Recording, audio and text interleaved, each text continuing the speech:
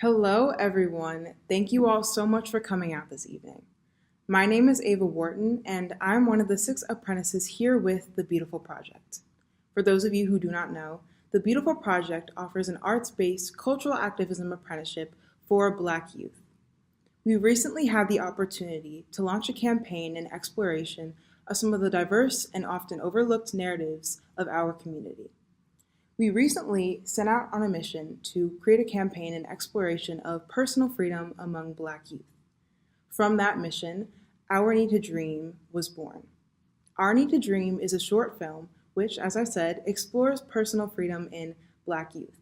We wanted a way to diversify the narratives that exist in our community by promoting representational justice as well as healing. Linked below, we have a discussion guide that you can check out, which has resources and prompts that you can interact with as a way to further explore some of the themes that we present within our campaign. Now, if you would like to learn more about The Beautiful Project, please check out thebeautifulproject.org. But for now, sit back, relax, and please enjoy the film. Thank you all so much for coming. I found you, with braids in your hair, deep brown glistening eyes holding secrets you bear like the chains we threw off and into the bottomless ocean. I found you, with sunlight in your face, the whole world on your shoulders, and the stars keeping pace with your breath as you willed your life into shape and still managed to come up for air. I found you, drifting in the sea, untethered and filled with infinite possibility. With wonder I asked, Black girl, who made you free? You smiled softly, and then you said me. Camera is rolling. Item 6. My name is Shayla. I'm 18. I go by her, she, her. My name is Sarah Elliott. I'm 18 years old and my pronouns are she, her. A recent memory that made me smile was thinking of my grandpa's shop. He used to own when he was here, like a salon shop kind of thing. And as a child with my cousins, we would go over there and it'd just be a good time. He's just a really home funny guy, so I think of that, I smile. Yesterday after school, I went to a park with my friends and we had a picnic, and the weather was really nice and we were just listening to music and hanging out, and it was really fun. Some nice vibes. Are you kind of feeling that same energy today? Why or why not? Yes and no. Yes, because I'm here in the moment and I feel like this is an opportunity that anyone would love to take. So I'm seizing that moment for myself, so yes. No, at the same time, because, sometimes you just have off days. It's just kind of how you react to those days or those moments. I would say yes, because I was just really excited to come here, and the day is nice and I've met so many wonderful people already, so it's gonna be a good day. What is something that you need right now or want more of today? I would just say interaction with other people. Music. Especially after COVID, I haven't met new people in such a long time, so even just to meet the people who are working on this project is making my day great. I feel like it's really good to incorporate different genres of music, different artists into your everyday routine. It's a way to uplift the spirit. So the 3 things that would be on my bucket list would be to travel, to create a mental routine for myself, and to also write more. 3 things that are on my bucket list would be to show my art in a gallery, travel to someplace tropical with my friends, and this is not a very exciting bucket list thing, but meditate more. That's something I want to get in the habit of doing. One thing that we do here at The Beautiful Project is take a moment of leaning. It's a moment that kind of allows us to center ourselves and really connect with where we are in the space and really just take time to be present. So, if you wouldn't mind, we're going to close our eyes and take one moment to just feel present and centered.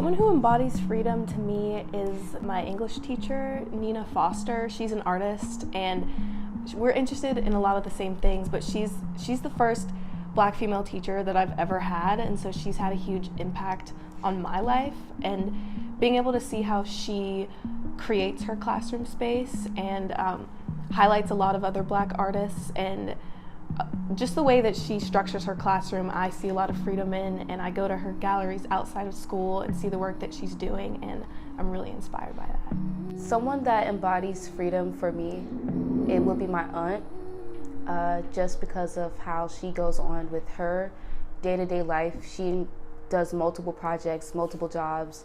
She owns a balloon decor company. While handling all of these projects and all of the mishaps that happen in her life, she still has mental freedom.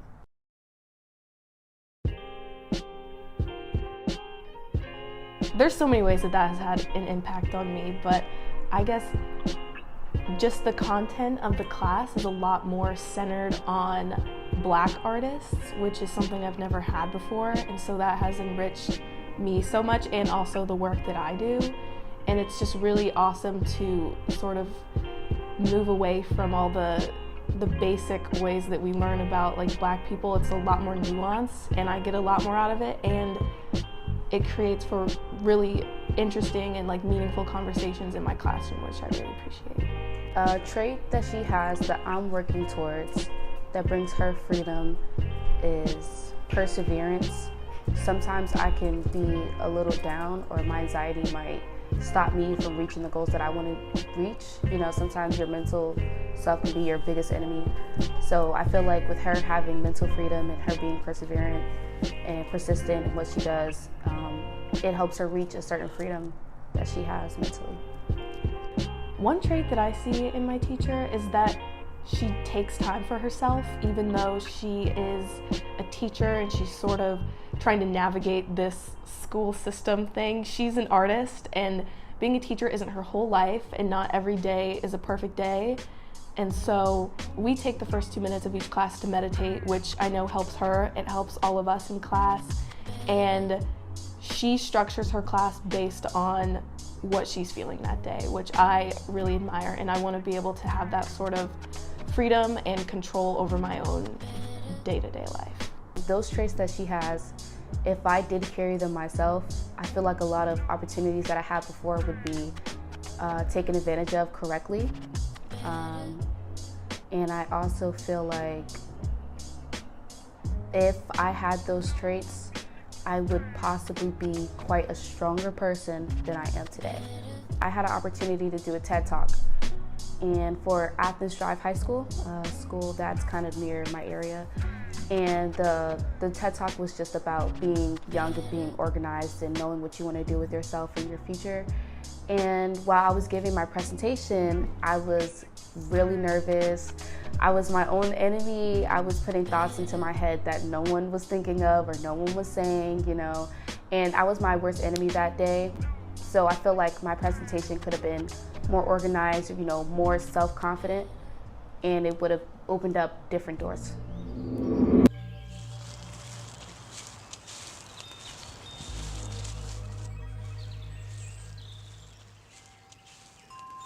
What does personal freedom look like to you? That is such a hard question. Personal freedom to me is having time to just be and sort of experience life without trying to figure everything out, I think. Trying to let go of some control and just have experiences with other people, be able to be more free in like the art that I produce, and get out of my own head. That's really freedom to me, is like not worrying so much. Personal freedom looks like to me is someone moving and doing and saying what they feel like they should. So not what society wants them to say or do, or what their friends want them to say or do, or their family, their mom, you know. They're really being true to themselves. So really individuality. A lot of us, we base our decisions based off of what others want us to do. So I feel like freedom to me for a person and for myself would be being who you are. Well, throughout this year, the school year, like I've been trying to bring this freedom into my own life by reading more. Like in the morning, I have some books on meditation and just some like fictional books that actually my English teacher gifted me. And I try and read for just like at least 30 minutes if I can. That just centers me, and like listening to music helps me focus. The freedom that I envision for myself is just being mentally free from worry, anxiety, stress, me being happy in myself all the time, feeling 100% all the time, being able to put energy into things. That's that for me. I feel like also doing the projects that I hide, like the music and whatnot, if I could bring that out into the open, I feel like that would be freedom for myself, expressing myself certain ways. I feel like it's definitely attainable with the right motivation behind it, the right people, the right environment. And I feel like the only thing that's stopping me right now from attaining that is myself. Sometimes I will distract myself with other issues or other so-called problems that really aren't problems or aren't as big as I at the time thought it was or would be. So I feel like once I, take a deep breath, sit back and, rethink issues and whatnot, they're really not as big as I thought it was. So it's a control thing. So when things are out of control, or I feel like it's out of control, I make them more out of control with the thoughts that I have. But, if I take a step back and I really think about it and I bring myself, my mental self into control, things aren't out of control. It's a mental block, I could say. If I did not have those confinements, I would be more out and open. Some ways that I see people trying to limit my freedom, it's definitely a lot in my school setting, which is unfortunate because that's where I spend the majority of my time, but I do go to a PWI, and so that has a whole other set of setbacks, to be honest. I just find that a lot of my classmates and unfortunately a lot of my teachers have a lot of stereotypes in their heads, and like they go about things in the wrong way. And so I've had to go up against a lot of that, which gets in the way of my freedom and just feeling comfortable at school, because then I'm like on guard and I always have to like be on defense, which is not how I want to walk through the world. But I would say I try and challenge that when I can, which is difficult, but definitely worth it, because otherwise I'm just letting them take that power away from me. Some of the ways that others can try to limit our freedom is by silencing us, setting us to certain standards and expectations. There are a lot of ways that others can judge us, but we just have to know and understand who we are as individuals and not let that affect us. A way that my life would be different if I was truly free would be me being able to completely let my guard down, which I guess, like talking about school, I'm not really able to do that yet. Where I can just like walk into a room or a setting and first of all not be defined by my race. That would be really awesome. And just be able to be me and not worry about what people might say or might do that is not okay. Which is not something I have right now, but I'm working towards that. It's sort of out of my control, but I don't know. My life would look different if I was free. I feel like the pressure to look a certain way or act a certain way, especially as a young Black woman, started pretty young. Going into elementary school, then going to a PWI middle school and PWI high school, people want you to look a certain way to their expectations. As in like doing my hair would be different. Growing up from elementary school to middle school, I had relaxed hair. I was constantly straightening my hair. I was constantly adding to my hair and adding to myself and how I looked and how I talked. And then in middle school, People used to say that I talked a certain way, or I would not talk my race or act my race. And those are just kind of some of the few confinements that just come along with being Black and being who I am as a female. Definitely a tool that I'm trying to use more to cope with these sorts of situations is setting boundaries, because I do tend to give a lot of myself to activism and trying to help other people and stand up for myself. And that means that I'm talking to administrators a lot, and that can be really stressful. And so being able to just say, like, I can't talk about this right now, or like, I just need a day where like I'm not trying to take on everything, has really helped me. Just trying to find a balance between it has really helped. Ways that we can create freedom for ourselves is being ourselves. Freedom is hard to obtain only because of the world that we live in. So why not create freedom for yourself mentally? Just keeping yourself, self-care, self-love, love for your family, love for others, just unity all together. That can create a space where we can feel free. Ways that I have that freedom right now are through my art.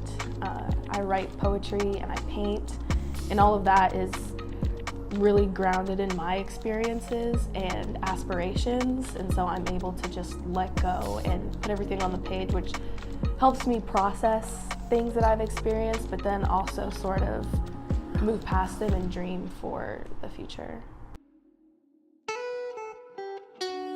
We create our freedom, we create our environment. It's a mental state. Obtaining freedom is something that we're all going to have to work towards as people. It's something together in our communities that we're going to have to try to obtain. It's not a one-day thing or a 15-minute process. It's going to take some years to come.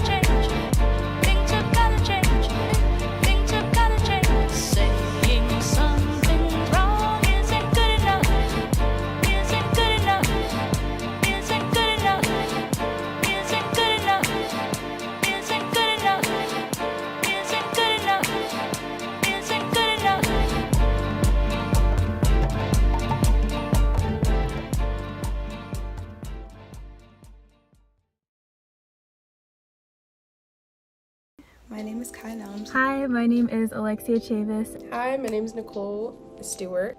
Hello, I'm Trinity. I'm currently an apprentice here at the Beautiful Project. And I am an apprentice here at the Beautiful Project.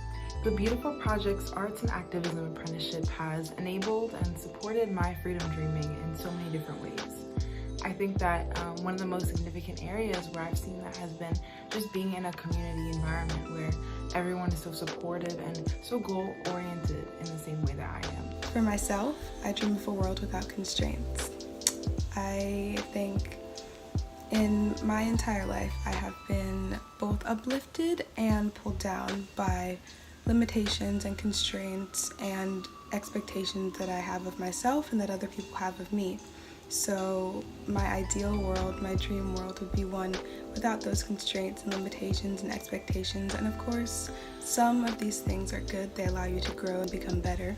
But I think that a world without constraints, maybe not without expectations, but without constraints, would be the dream world for me. And it is something that I dream of often. And it is something that I think I am capable of achieving. I dream for myself images of internal clarity, realness, freedom under all walks of life, creative power definitely, and the ability to grow and sprout in any environment that I ever step foot in or share my space in. I also dream of self-love and care as I step into this new avenue or avenues. There's also personalized, customizable, flexible Black wealth, but not in the form of cash or material goods, but rather in the form of good-natured necessities that will always allow me to provide the most or utmost good for myself that I know I deserve. I dream of passing the torch of wisdom, creativity, resilience, and beauty that has been given to me by my community, my family, my friends, and all those that I love. I feel that it takes a lot to use your voice to make a difference, and sometimes it can feel like our efforts are made in vain, but I think it's important to remember that we are all here for a reason, and we have been given all of these gifts, all these unique gifts, and one thing about gifts is that they're made to be given. So I think that it all starts with getting a better sense of yourself and working hard and using those gifts and talents that you have to pass the torch onto others. Things like art and beauty and creativity, they're all meant to be shared and to help other people. So that is what I dream. I dream happiness and peace, but also creating lasting impact in people's lives. So also finding the balance between the two.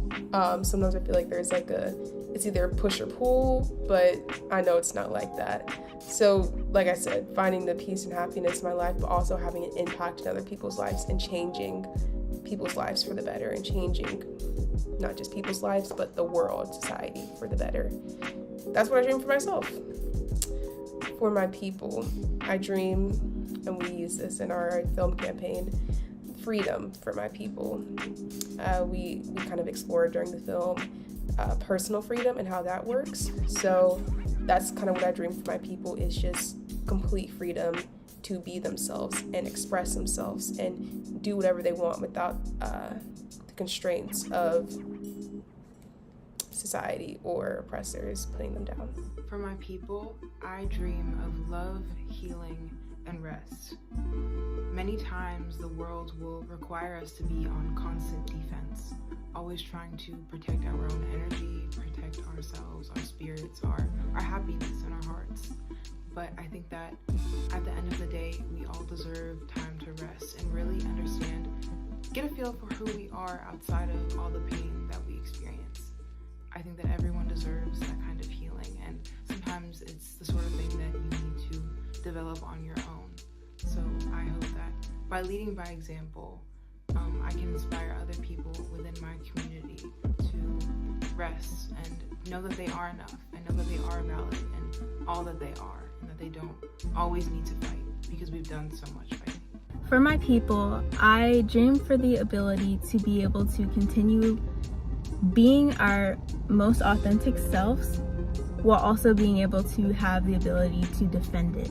Our passions and the way that we love and the way that we see ourselves and view our world through our own lens as a Black community. I think constantly in this world, it seems like we're always fighting for our ability to just be ourselves, and to just be Black. Because our culture is so dope that it deserves to be protected. And so to be able to have the strength to know who we are and what we stand for, and not just know it, but to continue to defend it. That's something that I dream for, not just my people, but for myself too. I dream for my people, my culture, my home, newer, much more healthier forms of collectivism and self-empowerment.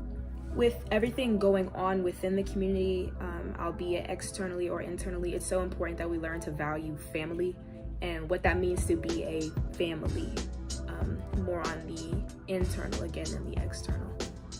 Granted, it is easier said than done, and that doesn't mean just honing in on hot topics. I mean everything that makes us as Black people, and that would mean Black women, Black men, Black youth, Black elders, Black gender non-conforming individuals, yada yada. You get the gist. I dream of a focus that captures, cultivates, and constructs newer forms of individualized Black empowerment and freedom for my people. There are so many routes that can be taken, and there's like many years of work and therapy and construction that need to go into something like this, but I hope and dream for the purest form of this success. For my people, I dream of a world in which everyone receives as much love and light and happiness and serenity and freedom that they deserve, and maybe even more, because I know, considering the way this country is, the way this country has been, it is difficult for Black people, Black women and girls, Black gender queer people to fully receive all of the love and light and positivity and just beautiful, bright energy that we are supposed to receive and that we deserve to receive.